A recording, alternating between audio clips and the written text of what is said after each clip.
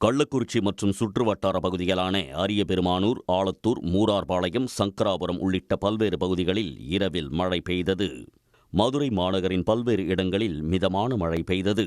மேலூர், மேலவளவு, சிட்டம்பட்டி பகுதியில் பெய்த மழையால் சாலையில் தண்ணீர் பெருக்கெடுத்தது. திண்டுக்கல் மற்றும் சுற்றுவட்டார பகுதிகளான நாகல் நகர், தோமையார்புரம், பேகம்பூர் உள்ளிட்ட பகுதிகளில் மாலையில் 1 மணி நேரத்திற்கு மேலாக கனமழை பெய்தது.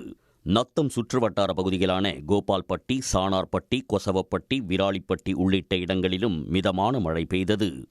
சிவகங்கை மாவட்டம் திருப்பாச்சேத்தி, திருபுவனம் சுற்றுவட்டார பகுதிகளில் மாலையில் கனமழை கொட்டியது. பலத்த காற்று வீசியதால் சேதுபதி நகர், வைகை ஆற்றுப்பாலம் அருகில் இருந்த மரங்கள் முறிந்தன. சிவகங்கை சாலையில் காவிரி கூட்டு குடிநீர் திட்டத்திற்கான குழாய் சீரமைப்பு பணி நடைபெறுவதால் மழைநீர் செல்ல வழியின்றி சாலையோர கடைகளுக்குள் புகுந்தது.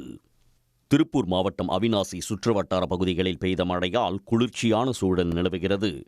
இதனிடையே தமிழ்நாட்டின் உள் மாவட்டங்களின் மேல் வளிமண்டல மேலடுக்கு சுழற்சி நிலவுவதால் திருச்சி, பெரம்பலூர், அரியலூர், கள்ளக்குறிச்சி, சேலம், தருமபுரி, கிருஷ்ணகிரி, திருப்பத்தூர் ஆகிய மாவட்டங்களில் இன்று கனமழை பெய்யும் என்றும், திண்டுக்கல், தேனி, மதுரை, ராமநாதபுரம், சிவகங்கை, விருதுநகர் மாவட்டங்களில் நாளை கனமழை பெய்ய வாய்ப்புள்ளதாகவும் வானிலை ஆய்வு மையம் தெரிவித்துள்ளது.